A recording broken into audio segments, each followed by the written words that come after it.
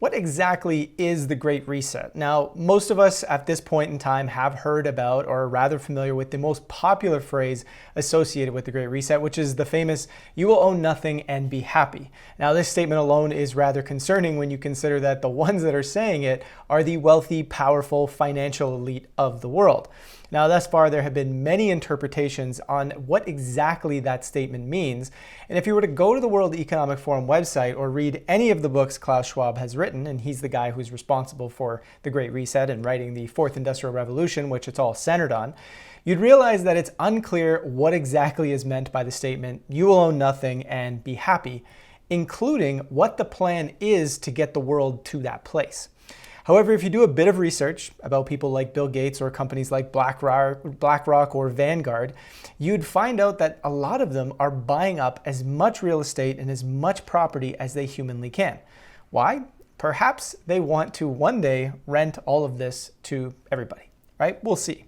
But as a side note, look out for a deeper investigation on what exactly these companies are doing here on The Pulse in the coming weeks. This gives you, of course, a great reason to subscribe and turn on notifications. Do it now. Back to the Great Reset. On the back of Schwab's book, The Fourth Industrial Revolution, it reads, "Characterized by new technologies fusing the physical, digital, and biological worlds, the Fourth Industrial Revolution will impact all disciplines, economies, and industries, and it will do so at an unprecedented rate." Now, a full read-through of this book does discuss themes like transhumanism and things like increased surveillance state, but it also discusses things like creating a world centered on human wellness, cooperation, and protecting the commons. Simply put, there is no clear plan for what the Great Reset exactly is, but what's clear is that it involves many themes that need to be carefully unpacked. And many of these themes can be used for good as well as for authoritarianism, which seems to be increasing at an ever popular rate here on this planet right now. The truth is simple. People of the world know that the game is up when it comes to how we are living in society today. Our systems, our infrastructures, they don't serve the good of the people. I know you get it, I get it, and the ruling class is starting to understand that we all get it. It seems, though, that they are trying to get ahead of this growing mistrust, this lack of faith, this disgruntled feeling that so many people have towards not only leaders, but the systems of our world. And they're trying to now gain a stranglehold on the conversations about what the solutions to this growing revolution could look like, hence the Great Reset. So I see a couple of challenges with this right now, though. One being that when you read Klaus's book, and you really start to understand what the World Economic Forum is presenting as a Great Reset, it can sound great if you don't kind of ask yourself, hey, should I be reading between the lines here? And the second problem that I'm seeing is that most of the pushback on the ideas being presented here is simply that the World Economic Forum is full of evil villains and with evil plans, and just don't listen to them. Now, the issue with this is that not many people in our world are going to take that type of critique seriously, and thus will head down the path and the direction of the Great Reset simply because, to the masses, what they're proposing sounds like the better thought out of the two different options, i.e. one being, hey, these people are all evil, or hey, we got a decent plan here that we'd love you all to consider. And this is why I feel it's important that we come together right now to not only understand how to navigate what is being proposed within the Great Reset and the Fourth Industrial Revolution, but also how we can come up with ideas that truly do favor the thrivability of humanity so that there can be meaningful alternatives that we discuss together. And just to give you an indication of how tricky this conversation truly is, consider this. Over the last 14 years doing this work, we've proposed the idea that the only way forward in actually solving many of the challenges we face is to begin discussing wholesale change in the systems and infrastructures within our society. We don't necessarily believe that just simply pulling the corruption out of our existing systems or simply installing new leaders is going to really change things all that much, because our systems literally incentivize the bad behavior that we're seeing. They incentivize the destruction of our commons and so on and so forth. Therefore, an overhaul of our systems as a whole and a change in the incentive structures that drive the entire system is truly important. And since this can't happen overnight, we'll need transition plans and cooperation from everybody involved to make it happen. Now, of course, we've also proposed over the years that we need to re-examine what we value and what we feel is foundational to a good society. For example, things like if we're going to build a society around economic growth at all costs, which is ultimately what we've done, maybe we want to reconsider it and say, why not build a new society around human thrivability and potential? Have that be the driving force that's behind what we do within our society. Now, this sounds great, I would assume, to most people. But the problem is, if you read Klaus's book, he says literally the exact same things that I just mentioned.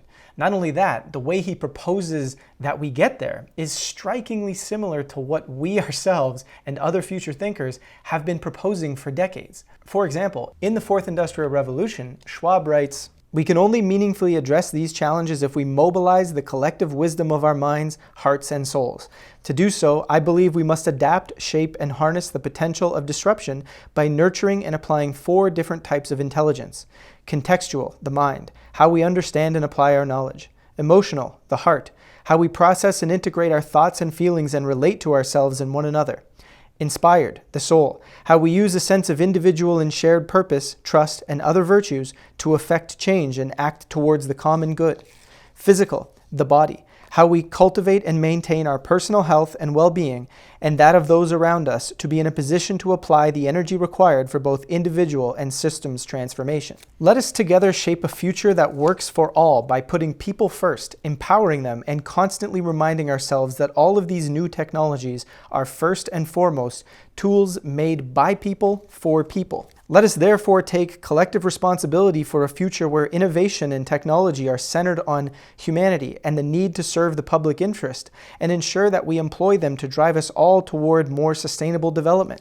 We can use the Fourth Industrial Revolution to lift humanity into a new collective and moral consciousness based on a shared sense of destiny." As I've read these books over the past few months, I am consistently shocked to see that these ideas sound eerily similar to the themes presented on channels like our own, on Russell Brand's, or even on Rebel Wisdom's. It forces me to ask the question, does Klaus and the gang really want to create a better world? Or is this tricky lip service that is used to posture and really draw in the masses into accepting their ideas? It's hard to know, but to the untrained eye, it can be tough to ultimately discern these intentions. But if we have a deeper understanding of how these people typically frame ideas as good in order to gain mass acceptance, you can start to see a little bit more clearly what their intentions might actually be. But not all of us have that trained eye at this particular moment in time, and in order to get humanity on board with questioning these intentions, there has to be a balanced discussion exploring these issues clearly and boldly. Simply saying that all of these World Economic Forum leaders are evil and Klaus is a villain and we're all going to die is not really going to cut it. It's not going to get other people on board. So we truly believe that right now we need to bridge gaps. We need to be able to reach a wider audience with these discussions if we want change to ultimately head in the right direction. So we're going to be producing an investigative series here on The Pulse to understand evidently and clearly what is going on with the Great Reset and the World Economic Forum's plans. We'll explore how we can get engaged in directing our future in a shared direction instead of simply being told what it will be through manipulation and propaganda from the ruling class, which is pretty well how it's been for, as far back as we can remember. So subscribe to our channel, stay up to date with our series on the Great Reset and more. Together, we're going to have these difficult conversations, arm ourselves with clear ideas, visions, and facts, and ultimately figure this out together. We are very much in the thick of an information war, and I know so many of us can see that at this moment in time. Powerful people are literally doing everything in their power to maintain hold on narratives, but practicing basic truth-seeking and sense-making with no ideological agenda is literally crucial to navigate this war, and that's what we're intending on doing here. I honestly and truly believe and daily am inspired by the idea that we're in a moment in time where we have the power to take back our collective voice in a conversation about where humanity will go next. And all of this so that the ruling class doesn't have a stranglehold on the conversation and ultimately the outcome of where we're headed. Just as a side note, we'll be going on break the rest of this week, so there will be no new videos on this channel, but regardless, stay tuned, subscribed, turn on notifications. That's it, that's all.